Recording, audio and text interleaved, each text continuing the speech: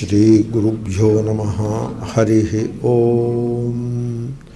गणानां त्वा गणपतिगुं हवामहे कविं कवीनामुपमश्रवस्तमं ज्येष्ठराजं ब्रह्मणां ब्रह्मणस्पत आनशृण्वन्नोतिभिः श्रीमहागणाधिपतये नमः।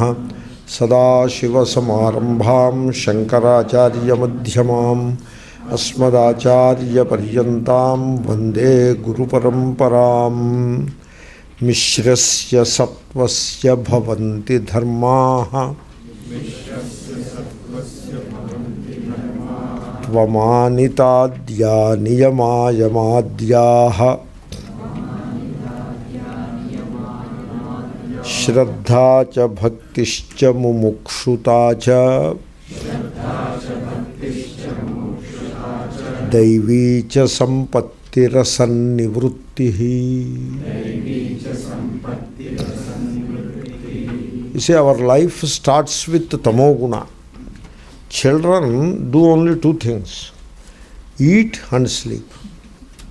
Both are tamoguna. Once I asked a child in New York, the child goes to school, a small kid, a 4 or 5 years kid, goes to school. So I asked, what do you do in school? The child told me, we play and eat. That is what he told. That is what the child does. In addition to playing and eating, do you do anything more than that? No, we don't do anything, only that much we do. The teacher will be there, so what will the teacher do with you? She helps us to play and she helps us to eat, and then she also eats. So these are the kids.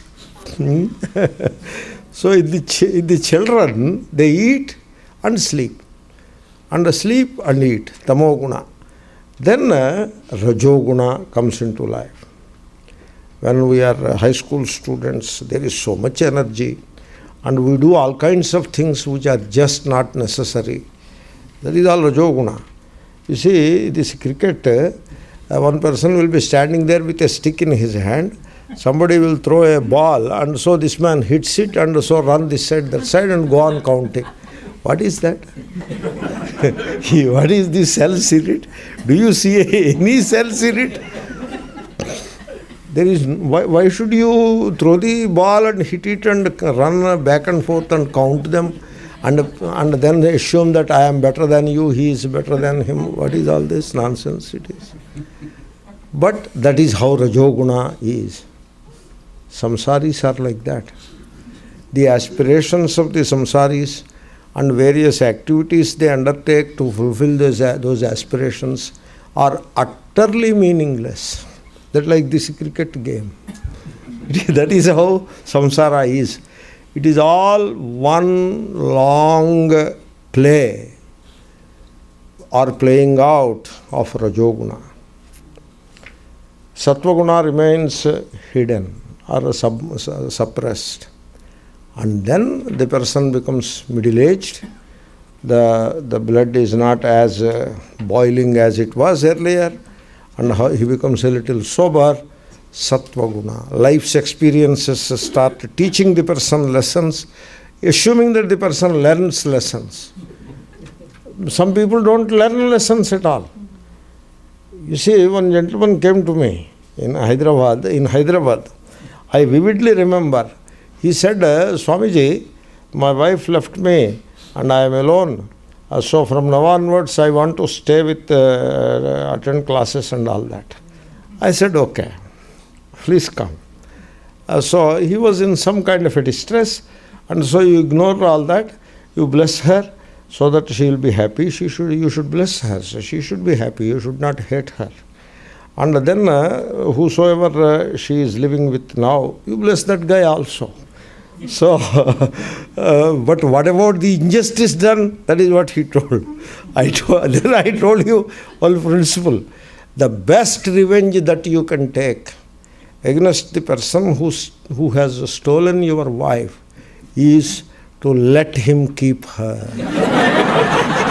That is the best revenge you can take. One philosopher told this. I am quoting. Some Boltzmann or some philosopher told me. So you bless them. And you may as well give some dakshina also. Yeah, they will spend. They came together new and some expenditure will be there. So no harm in giving 100,000 rupees or 200,000 rupees. They will make use of it. You are having already a lot of money and expenditure is also now less because she has moved out. So you come to the classes. He was coming to the classes. He should learn from that lesson. Using the classes as a medium, he should learn from that lesson. After a month or two, he stopped coming. I do not keep account and all that. So people come, some people come and go. All those things are very normal.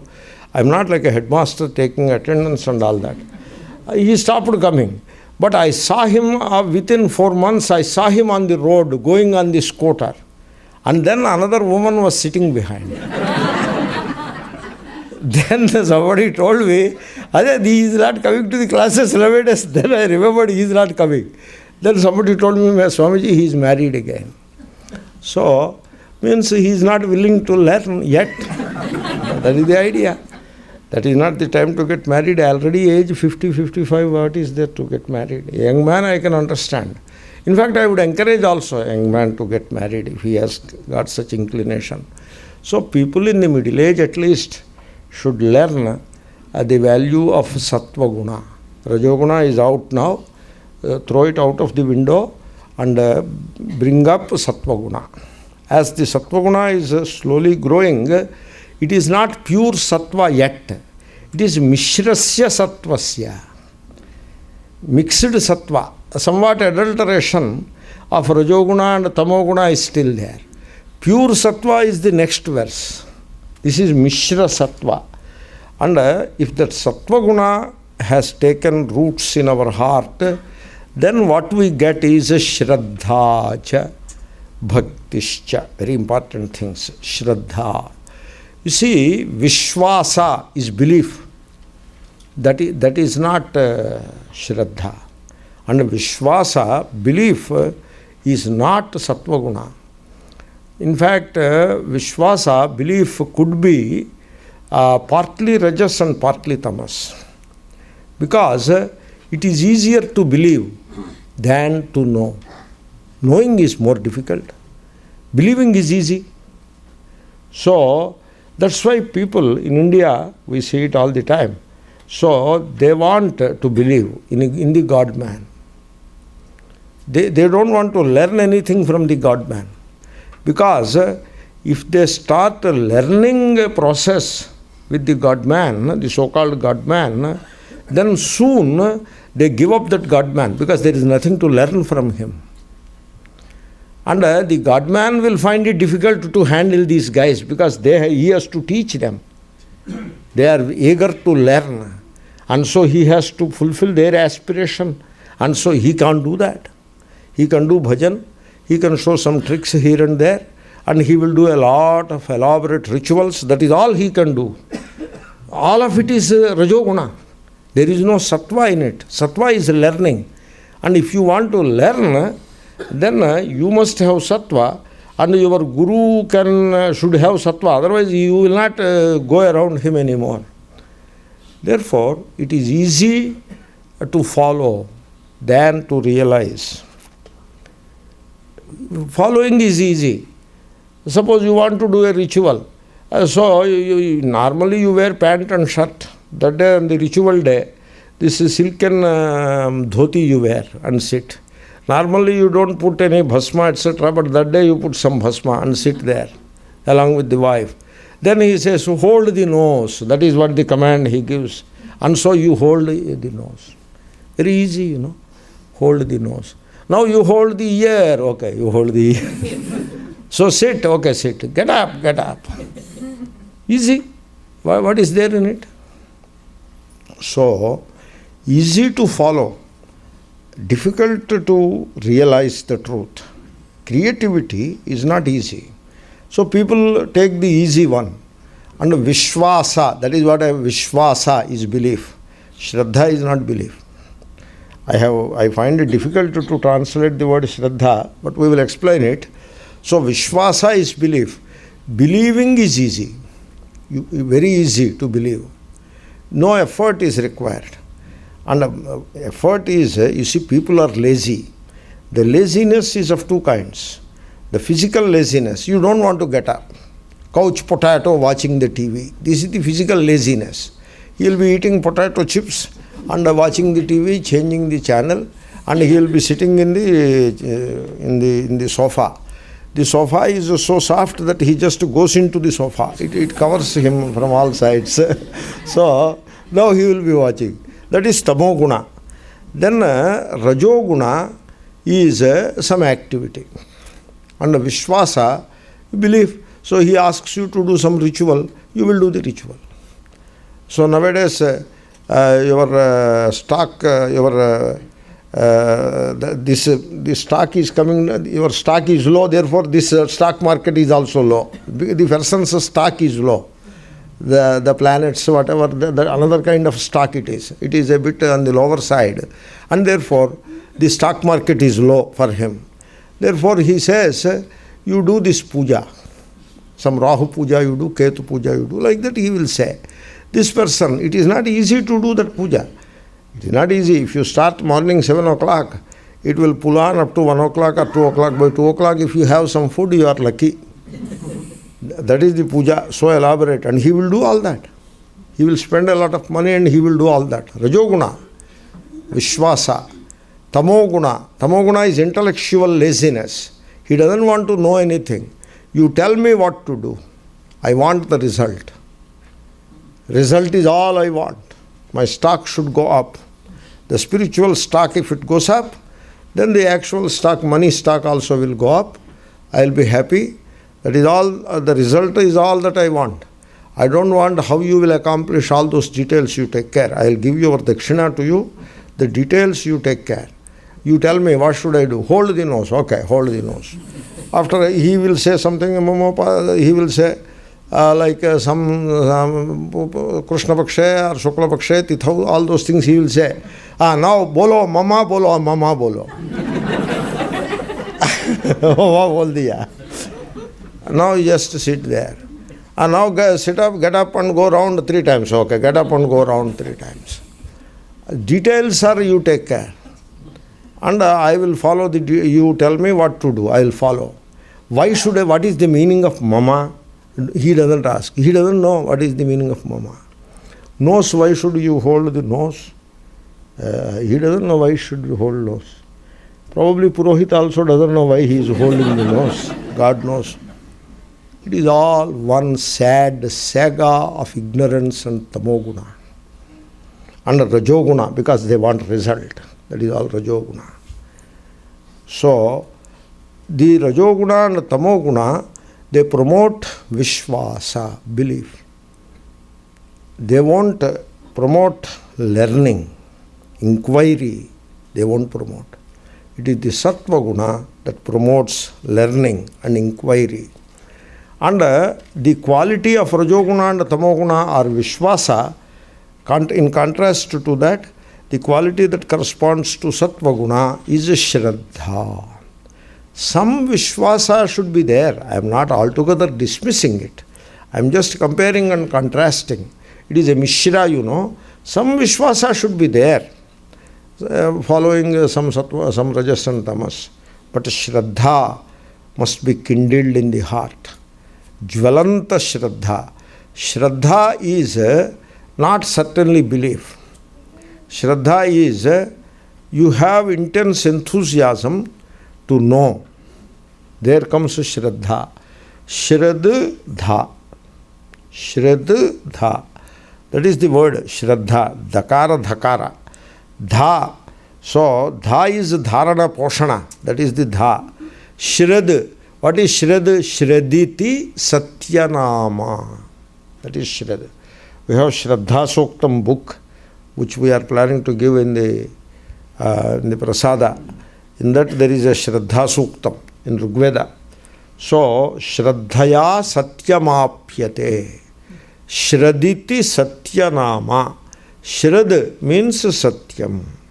And so, you have to know Satyam. And then You have to hold on to the truth. And then you have to live the truth. That is the goal before us. And a kind of mental state or mental preparation is required to pursue the truth. People do not pursue truth. They pursue wealth and they pursue sense pleasures, not to truth. Nobody is interested in truth. People are interested in wealth and sense, arthakama. So, anyway, this should be increased a little. Its intensity should be increased a little. That will put a little less pressure on the throat. Anyway, now it is better. Yeah, this is more comfortable. So, that state of mind, that preparedness of mind, which promotes learning and which promotes inquiry, so that is what is called Shraddha. By that state of mind, if you hold on to that state of mind and you cultivate it and you practice it perseveringly, it will take you to the truth. That's why it is called Shraddha. Swami Vivekananda translated this word as intense enthusiasm for the truth. That is how he translated. I found that translation is good. So, anyway, in Shraddha, what you do, you are willing to take the first step. That is called Shraddha. You are willing to take the first step. Like, you see, one student used to come to my class, middle-aged or even old, beyond 50. He used to have a lot of BP, high blood pressure. And so, always keep some tablets, etc. with him. And occasionally he puts a tablet in the mouth like that he used to do. He was very close to me, so I asked, what is going on? What is your problem? He said, BP. Then, I don't know, Ishvara's prarana. Ishvara from the heart must have spoken. I said, why don't you do some pranayama? You take your tablets, don't stop tablets, but do some pranayama and see what happens. Then he said, what pranayama? Generally, pranayama means you should not go for some exotic things like kumbhaka, etc. You should be very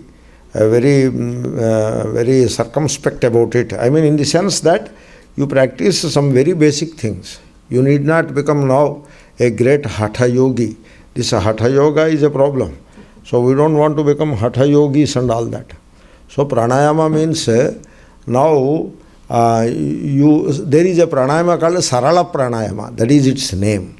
I love that pranayama because the name itself is so soothing to hear. Sarala Pranayama. That is what it is. So I told him, there is a thing called Sarala Pranayama, you do it. So then he asked me, who will teach me? You find out some pranayama guy. He should be able to teach. Because I don't like to teach myself. Because what all pranayama I know is only Sarala Pranayama. I don't know anything more than that. Therefore, it is like having passed BA, you start teaching students of BA. May not be very right thing to do. Therefore, I said, you find out. He said, he verified he could not find anybody. He said, you teach me. Then I said, okay, come and sit. So I took a few classes of Sarala Pranayama. 5 minutes job. Not a big deal. And he started doing. Now after 1 month he went to the regular checkup to the doctor. And the doctor he got a fit, this doctor. Because this man's BP is not there. Then he checked his instrument. What happened to the instrument? The instrument was doing well. He checked his own BP. That is correct. Then he checked one more time this man's BP. It is 120/80. What happened to you? What, did you change medicine or what? No, I am taking the same medicine, but nowadays I am doing pranayama. You believe me, in the last decade, he did not take one more tablet. Daily pranayama. But now you tell me, what is this? Is it Shraddha or is it Vishwasa? It is not Shraddha, it is not Vishwasa, it is not about belief. But he should take the first step. The energy required to take the first step is called Shraddha. Only first step. Having taken the first step, now you need not have, the Shraddha is not that much necessary anymore, because the energy created by taking the first step will take you into the second step. And further energy will generate out of the second step, which will take you to the third step, because it is verifiable at every stage. Pranayama is not some such belief. You worship Ketu, your stock will go up. How are you going to verify that? There is no way to verify that. Pure belief. Because 10 people worship Ketu. For some it goes up, and for some it doesn't go up at all. So now what to say now? Is it correct or not? Such question we don't even raise, because it is not a matter of examination. It is not a matter of Shraddha at all. It is a matter of belief. Therefore, if it is belief, you want to believe it, you are welcome to your belief. I don't have anything against it. I am not for it also. I am not going to promote any belief. It is not for me to promote any belief. I will talk about Shraddha only. It is for the people to take up some belief. Whereas this pranayama, it is not belief. It is there for you to verify at every step. But you should have that positive attitude. You should not start pranayama, oh, God knows whether it works or not, but still let me see what happens. Then it may not work. It is like that allopathy tablet also. If you take an antibiotic, I am not sure whether this medicine will work or not, and still the doctor gave, and my wife insists that I should take it, therefore I am taking. It may not work. It may not work. So a positive attitude should be there. One should not be a samshayatma. One should be examining, investigating, exploring, questioning and learning. All that should be done, but not a doubting Thomas. Samshayatma is a doubting Thomas. One should not be a doubting Thomas. So one should have a positive attitude. Positive attitude, a loving attitude, enthusiasm to know it, to examine it, to test it. All this is called Shraddha. You have that, you will go to the truth. You will reach the truth. Shraddhaya satyamapyate. In fact, in Sadhana Chatushtaya, in Vedanta, Shraddha is described as capital. For every business, you need capital. Even to study, suppose you want to join a course in the university, then you need some capital, some fees, initial fees has to be paid, tuition fees and other things, and you have to hire a room near the university and live there. So some $10,000 or $5,000 to begin with. Later you may get a scholarship by the second semester, but first semester you need to start with a little capital. That is the vitta, capital. Any business has to begin with capital. So for Vedanta, the capital is Shraddha. Shraddha vittaha, not Vishwasa. Vishwasa is not capital. Vishwasa is the capital for Kamya Karmas. By doing this ritual, you will get that desire fulfilled. There the capital is Vishwasa, belief, which is fine. That is how that is the way which it operates. But in the case of Vedanta, we don't want Vishwasa from people. We are not interested in Vishwasa. We are interested only in Shraddha. Be positive about it. Be enthusiastic. You listen. You listen first. Then, Guru Radhitam Gurave Niveditam. Like that there is a phrase. Should not be like that. So listen to the right ear and leave it through the left ear. It should not be like that. Listen with both ears and take it into the heart. That is Shraddha. And then remember. You see, my friend was studying Gita with me. Second chapter, third chapter is finished. One day his wife told me, he is like Rudra today morning, he is so angry. He has broken things in the home and all that. Then I told her, he was studying Gita third chapter.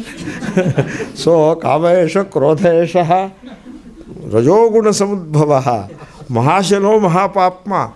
He was studying it the other day. Then we both asked, his wife and myself, we questioned, we asked him, you were studying that? Then he told, I did not remember it. I later I remembered, but not at that time. So, then I told him, you see, you have to remember it the right time. Then how does it happen? Shraddha. That means what? He did not remember at the right time means what? He doesn't have enough Shraddha. While studying the Gita, this is the acid test. If you do not remember at the right time, the principle of, because it is all about life, we are examining life, you need not remember the verse. Like Mishrasya Sattvasya, you may not remember the verse, which is fine. But the teaching should be remembered. In fact, the sadhana, the Shraddha is defined as steady remembrance of the points to be remembered at the right time. That is Shraddha. So you listen with love, with open mind, and with a receptive mind. So generally what people do, they create an armor and they safeguard themselves inside that armor and now listen to the Vedanta. Suppose Vairagya. Okay, in Vedanta they talk about Vairagya. Let them go through that process. He has to speak some Vairagya, so let him be done with it. And then he will come to the point Tattvamasi. So you have an armor now. Now nothing will pierce that armor. Everything will bounce back. That is not the way to listen to Vedanta. You should have an open mind. Somebody asked me, what is an open mind? I told her, I will answer that question. But even to receive the answer, you should have an open mind. I will answer. You should be receptive. You should not block it. You should not be a doubting Thomas. You should be very open or very positive about it. Then I will answer. Okay, I am all that. Please answer. An open mind is an empty mind. That is the answer. Empty mind. Not a blank mind. An empty mind. An empty mind is like an empty space. Suppose you do not have space in the room. What will you do? You create new space or what? No. You take away some of the unnecessary objects there. Some unnecessary sofas and all that. You put all kinds of things there. Therefore, there is no space. So remove some of them and throw them into the garage. Then what happened? There is space. And space is beautiful. Space is beautiful. Not things. Things are not beautiful. Space is beautiful. You have to know that this is the principle of interior decoration. Space is beautiful, not objects. Objects are not beautiful.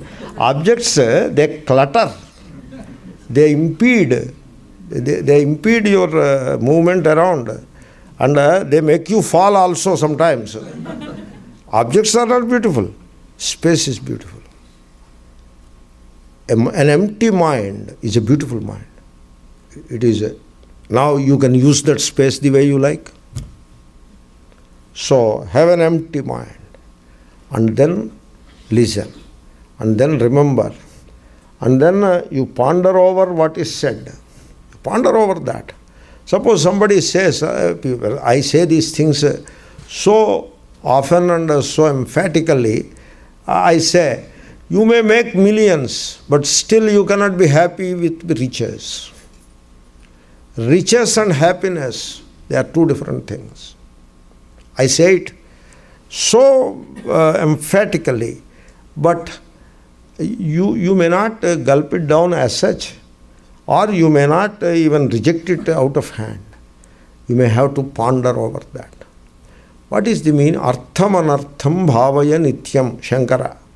He is categorically saying, you accumulate wealth, this wealth will become a noose to your neck.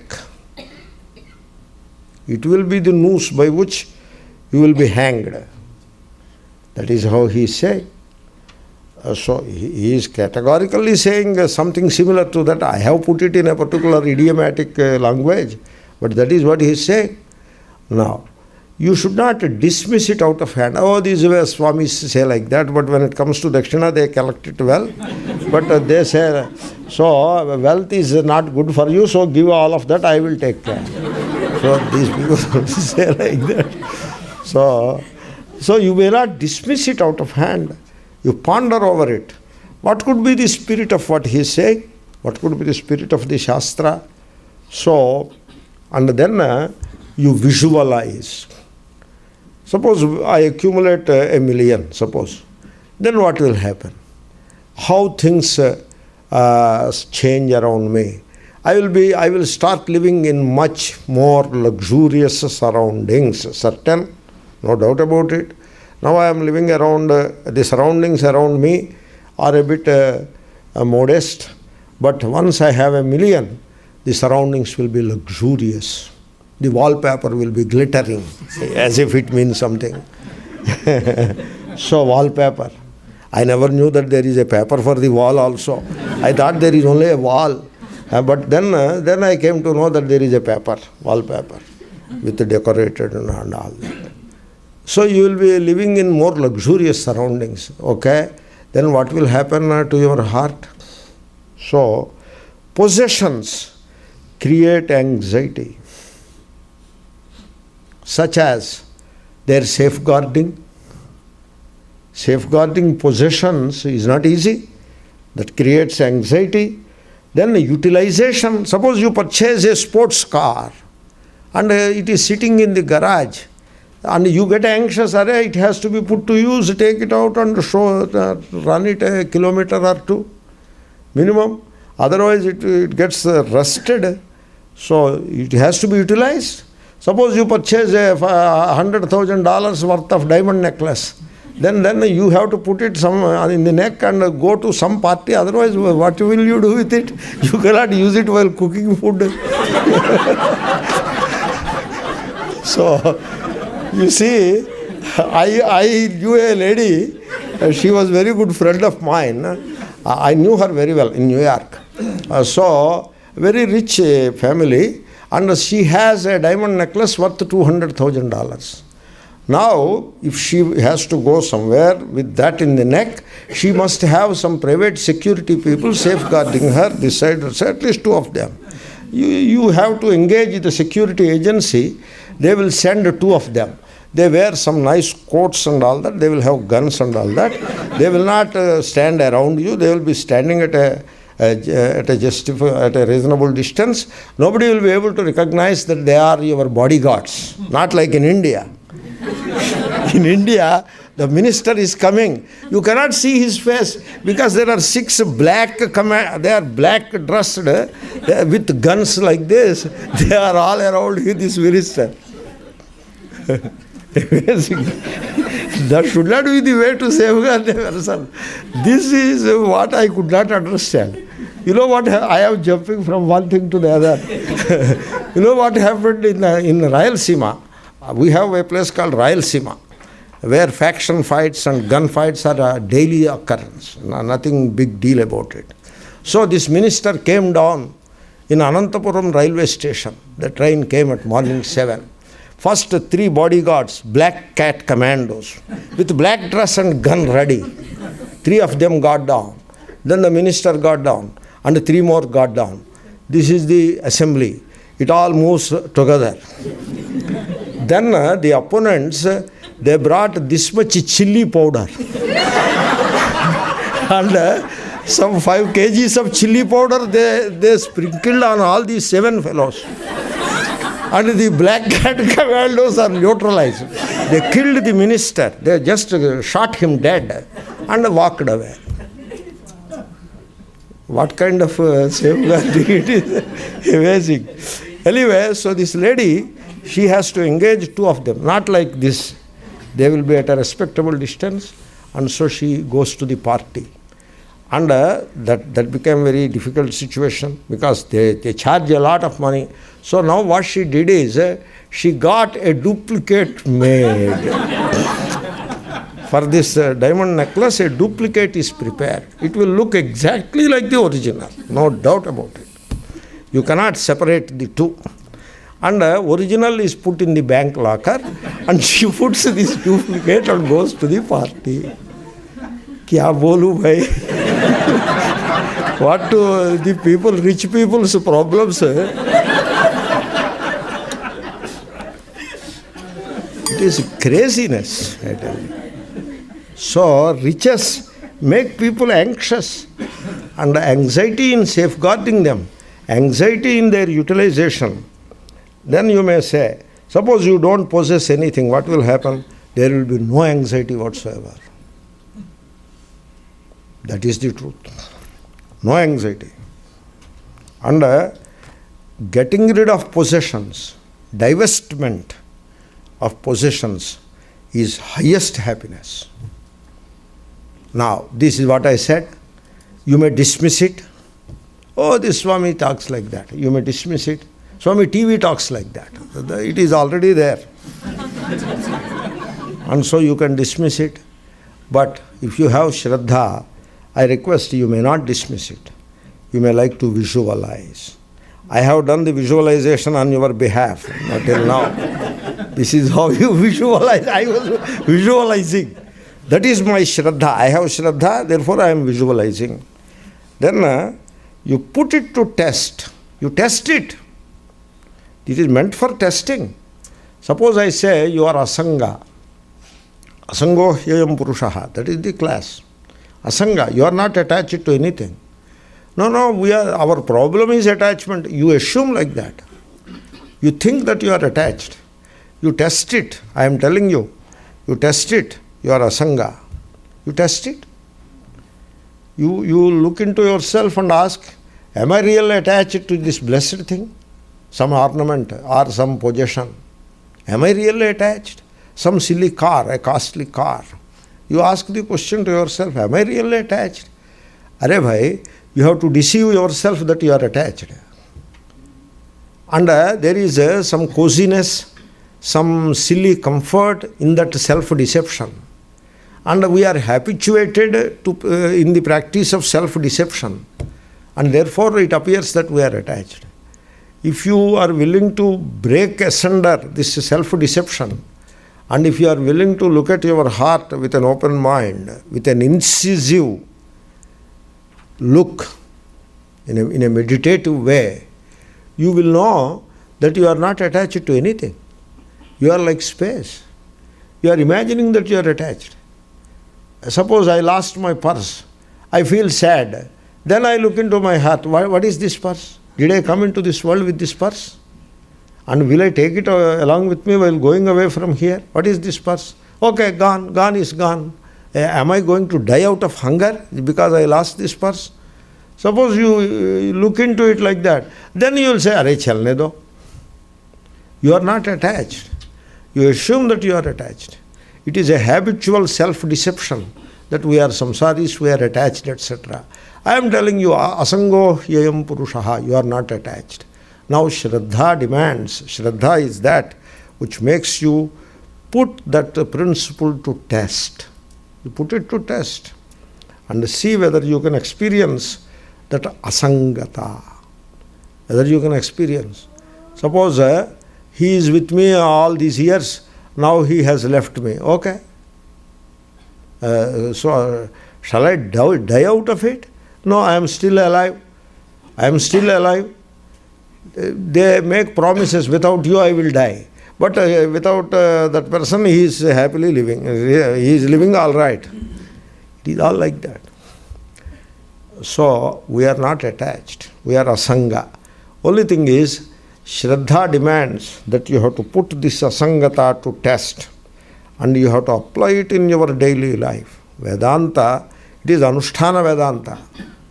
Vivekananda Swami said Anusthana Vedanta, translated as practical philosophy. Practical means it's not like you will be doing some dumbbells and all that. Vedanta is not dumbbells to be lifted and put down, lifted and put down. That is not the practical. You know the meaning of it. Take the spirit of the sentence or the word. Practical means Vairagya should be practical. You know what it means. Viveka should be practical. About body, you should have practical Viveka. You know what it means? It is not something you do like a ritual. Practical means what? When the life situation presents itself before you, you take it with grace. Suppose I become sick. Now I am talking so much about body being anatma. Body is anatma. I am not body. I am the witnessing awareness only. I am not the body. Body is only a wave. It is a motion, nothing but movement. It is not real. I told all that story. Now I become sick. Some sickness comes to me. Then how do I handle that sickness? Gracefully I should be able to handle. That means Vedanta has helped me. Suppose I do not handle it gracefully. I suffer and make everybody around me suffer, as if heavens have fallen. That means this Vedanta is only when there is good food in the tummy and body is in good condition and my mic is working well and people are listening, therefore you tell. And they listen also. They also have taken care of the day's chores. Now they have an hour free time. Just now had some nice coffee and so don't mind finding out what is going on. And so they come and sit. So this is the Vedanta. What kind of Vedanta it is? You have to put it in practice in life. There is a thing, practice. Karma, there is practice. For Jnanam, there is no practice. You are wrong. You are wrong, sir. There is a thing called Brahmabhyasam Vidurbudhaha. Panchadashi. Brahmabhyasa is there. Abhyasa. Abhyasena cha kaunteya. Vairagyena cha kaunteya. Abhyasena cha grihyate. Whatever. So there is abhyasa. So abhyasa means punaravrutti. You repeat it. So aham brahmasmi. You repeat ahamasmi. Ahamasmi. Ahamasmi. You have to repeat it. That is abhyasa. You have to contemplate again and again. Therefore, there is a thing called abhyasa. So we have to practice in daily life. Then shraddha. You should have patience with yourself. With yourself. You should have patience. And I sincerely tell you, you should expect obstacles. And you should be ready for disappointments. Suppose pranayama, do for a week. BP did not change. You should not give up. Do it for some more time. You won't lose anything. So, disappointment, especially in Vedanta, one should expect disappointments. Meditation, you will have to face disappointments. It will not work. You will get a feeling, you are always in doubt whether is it working or not. And then disappointed, this today morning I could not do meditation properly. I sat there for 15 minutes, but nothing happened, nothing is happening, my mind is wandering, and so meditation is not working for me. Be prepared for such disappointments, don't give up. So, you come back to it, and then you are your only obstacle for reaching the goal. So, how to overcome? If it is an external obstacle, you can find out a way of dismissing it or setting it aside. But you are your only obstacle. You have to pursue the sadhana and you are the obstacle. So, this can be overcome only by shraddha. Shraddhaya satyamapyate. Because I tell you, it is the mind which creates the illusion. And it is the mind that has to overcome its own illusion. It is the mind which creates fear. And the mind has to overcome the fear, frustration. This is how we are our own, we work against ourselves. And all these problems of sadhana can be readily overcome with ease, provided you have copious shraddha in the vastu, in the reality, and in the wisdom of the rishis, Shankara. So, like Sri Krishna, you should have plentiful shraddha in those words, and then that Shravanam will help. With Shraddha, Shravanam will help. If Shraddha is missing, you are casual, nonchalant, not enthusiastic enough enthusiasm is missing, and worldliness is weighing heavily upon the heart. So in such situation, Shravanam won't help, because hearing will not help. What you have heard should be followed by mananam. You should ponder over it. First you should keep it in mind. What we listen to in the Shastra, we should keep it in mind and we should ponder over it. So that can happen only if there is good Shraddha. So Shraddha is very important, and so it is one of the 6 qualities in the Sadhana Chatushtaya. So Shraddha Vittaha, Shraddha is the capital that leads to Samahitaha. Shraddha Vittaha Samahito Bhutva Atmanyeva Atmanam Pashyet. That is the Brihadaranyaka Shruti. So you will be realizing your Swarupa in yourself. Atmanyeva Atmanam Pashyet. Atma Darshanam. There is a thing called Atma Darshanam. Atmavare Drashtavyaha. You have to see Atma. Seeing Atma means it is an expression, a figurative expression. So people think that seeing Atma means some kind of a special seeing will happen. You see something while closing the eyes. My Guru has seen it and I am waiting to see it. This is how it goes on. In the world, any amount of superstition is there in the world. So they believe that the Guru has seen, and so they have yet to see. So what is it? So some special flash, Jyoti, this and that.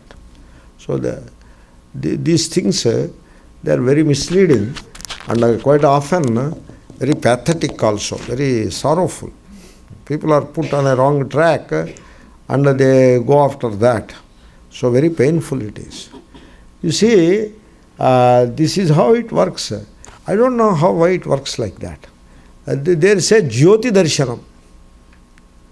Jyoti means a brilliant light. That is called Jyoti. So you will see that. Jyoti Darshanam. Okay. You know what they do? They put a log fire. Some logs, they bonfire, They put some logs and at the appointed moment, they put fire to it. And all this is done by the employees of the temple. And they do it secretively. Only a few of the people only know it. And the devotees are 10,000 devotees. All the 10,000 devotees are made to believe, are led to believe that whatever flash is appearing in the yonder, in the long distance on a height, it is some extraterrestrial or celestial phenomenon. Like that, they are all led to believe. What a pity. Why should you do that? Does it make Hindu Dharma great by doing such things? So people are such gullible. They are ready to believe anything. So when a physical thing like that people could believe, then somebody says, I have seen Jyoti here. Now here Jyoti, that Jyoti we understand. It is a bonfire. Or some silly, God knows, some celestial phenomenon. You can see it. It will be flashing from a distance. That Jyoti, everybody visualize. They take a photograph also. That is fine. What is the Jyoti here? Atma Darshanam. What is the Jyoti here? So some flash will come. And so I could see. I close the eyes and I see it. And sometimes they say, I see blue. So I tell you, this is all silly. That is not Atma Darshanam. You know what is Atma Darshanam? You look at yourself. Atmanyeva Atmanam Pashyet. So you see that you are pure being. Is it so difficult to see oneself as pure being? I am pure being. I am this, I am that. All these are epithets created by an ignorant mind. I am neither this, I am neither that. Neither this nor that. I am pure being. And I see it. Atmanyeva Atmanam Pashyet. That's it. So, that kind of looking within, that antardrishti, insight insight. So, okay, they say I am father, so I also go along with it, I say I am father. All are Bhagavan's children, I know it in my heart. But okay, I am the father, I will take care, I will pay fees and I will go along with that story for a while. Action, act, like an actor. I go along with that story for a while. And then the child becomes younger, and so he will catch hold of some young girl and he will go his way, and I remain my way. This is what it is, the truth. I am neither father nor brother nor son, I am none of these things. I am pure being. Atmanyeva Atmanam Pashyet. There is not some flash and this and that. So that kind of Atma Darshanam, Atma, now Aham Asmi. Now what is birth? Aham Asmi. You try to correlate it with birth. Aham Asmi. What is birth in it? There is no correlation. Drop it. If there is birth, I should know it first hand. Whatever I know first hand about myself is the only truth. Anything that I do not know first hand in myself, by myself, for myself, I am not that. What is the difficulty in it? What is the difficulty? So, but the difficulty is the habitual thinking. The thinking pattern is imprinted on the mind. Habitual pattern of thinking, that is the difficulty. And who created it? We have created it for ourselves, and we have to overcome it. You see, somebody else's obstacle can be easily overcome. You cannot that easily overcome your own obstacle. So for that you need Shraddha. So Shraddha is very important. I do not remember further details about Shraddha. I have written made some effort and made an essay on Shraddha Suktam, as an introduction to Shraddha Suktam. I do not remember the details. You will read that. You will all get a book each. So, Shraddha is the beginning of sprouting of sattva, growth of sattva. And rajas and tamas will slowly become less prominent. Shraddha occupies the primary place. Shraddha cha bhaktischa, then bhakti. Now we have come to a very important point. Bhakti means devotion. So very simple word. Who doesn't know what is devotion? Everybody knows devotion. In India, religion is the mainstream. Therefore, even a child knows what is bhakti. But having said that, I tell you, even the greatest scholars and even the great sannyasis and religious leaders do not know what is Shraddha, what is bhakti. It is like that. It is a very, very critical thing, this bhakti. In Bhagavatam there is an expression, bhaktya sanjataya bhaktya vitatrashnaha, etc. So, he is totally free from greed. Vitatrashnaha, totally free from greed. Because of what? Because of bhakti. Bhaktya vitatrashnaha. How this bhakti came? Sanjataya. It is developed, it is cultivated. By what? Cultivated how? Bhaktya. Bhaktya sanjataya bhaktya vetatrashnaha munihi. Like that there is a verse.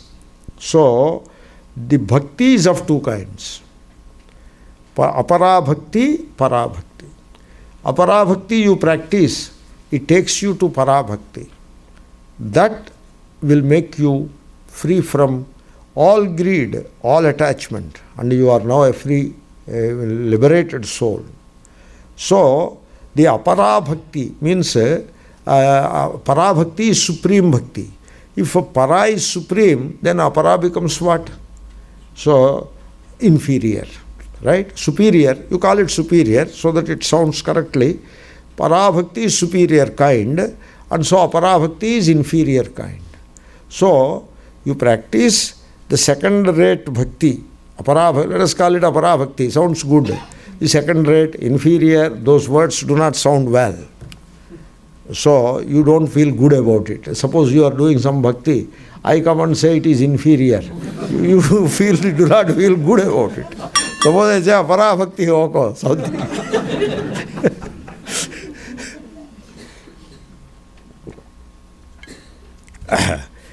Some people think apara is superior to para. Oh, our bhakti is apara bhakti. That is also possible. This Sanskrit is such an advantage with it. Anyway, so apara bhakti. Suppose you do a puja. You see, I am a bit outspoken about it. If you are doing puja for fulfilling a desire, it is not even apara bhakti. It is not apara bhakti. Because it is mercantile spirit. Puja for fulfillment of desire is mercantile spirit. You give money and he gives you something. That is the merchant affair it is. So you do something similar to God, and he is now obliged to fulfill your desire. And if he doesn't fulfill your desire, then you will complain also. Are nowadays Kali Yuga aa gaya. In Kali Yuga, gods also have become powerless, and so they are not fulfilling desire. In those days, they used to fulfill desire. You do puja, desire is fulfilled. But nowadays, 10 pujas also, desire is not fulfilled. So like that, you draw some new conclusions and all that. Therefore, that kind of thing is neither here nor there. In the context of Viveka Chudamani, we do not give much attention to that. Here we say bhakti.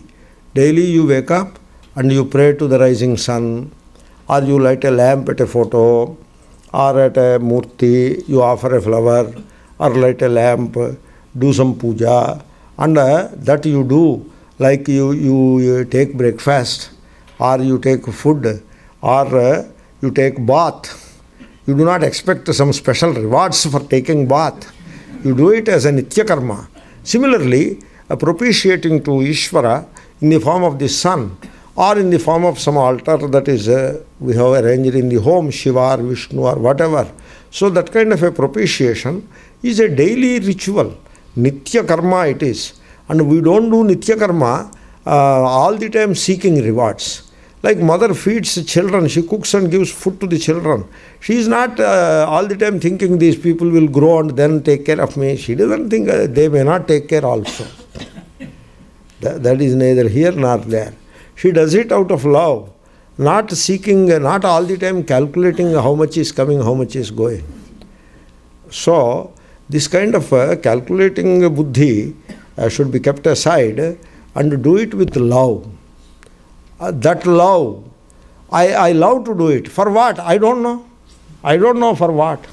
Sri Ramakrishna says, when your devotion reaches a stage in which you do not know why you chant the name of Ishvara. You do not know why you are worshipping Ishvara. But yet you love to worship Ishvara, you love to chant the name of Ishvara. When you reach that level of devotion, then that devotion will take you to moksha, like that he used to say. Once you get the devotion, bas, you don't need any more. I look at the moon, immediately my heart is filled with love and wonder. Two things, wonder, amazement at the glory, and love. These things cannot be explained. You can only say a word or two. And I bow my head. I may utter a chant if I know it. Sometimes a chant may not be necessary also. So I bow my head. Just for my own satisfaction, I bow my head. I feel good about it. Because an expression of the inner love is also good. It reinforces the spirit of love. Therefore I bow my head and make a small chant, Navo Navo Bhavati. That is the moon, Navo Navo Bhavati. Ever fresh, ever fresh. So, never stale, never the same. Navo Navo Bhavati. Like that mantra. So I chant. Over. Why did I worship the moon now? For 5 minutes I worshipped. Why did I worship? I don't know why I worshipped. And I don't want to know why I worshipped. That is love. Pure love. So, that is the bhakti. And so that is where we should reach. How will you reach there? You make a beginning. Bhaktya sanjataya bhaktya. So, make a beginning. And so a person told me, Swamiji, you emphasize so much on bhakti. So is it bhakti jnanam? Areyappa, jnanam you won't get unless you have the right amount of bhakti. Without bhakti you won't get it. Jnanam bhaktya mam abhijanati yavan yaschasmi tattvataha. Shri Krishna in Gita 18th chapter, summary. With bhakti you will know what I am. Tattvataha. What I am you will know with bhakti. Without bhakti there is nothing, no jnanam, nothing. You have to understand bhakti. Understanding of bhakti is the real jnanam. So, then he told how to get it. So, what is your problem? I am not getting it. Okay, I will tell you. You put an altar there, whichever you like. No, I like Sri Krishna's. Okay, put a photograph there. You need not run for altars, this and that. Put a photograph of Sri Krishna. Put one lamp there like this, a small one. Light a lamp after bath and do namaskar. Do it for a month. And then look into your heart. What happened in your heart? He told me after a month, now I have bhakti, devotion I have. I love it. So like that, in small steps, it is possible to cultivate that love. Bhaktya sanjataya bhaktya. There is a lot more in my chest about bhakti. So I will discuss this bhakti. I am not yet done with it. So I will discuss it tomorrow again. So at this point I am stopping now, and we have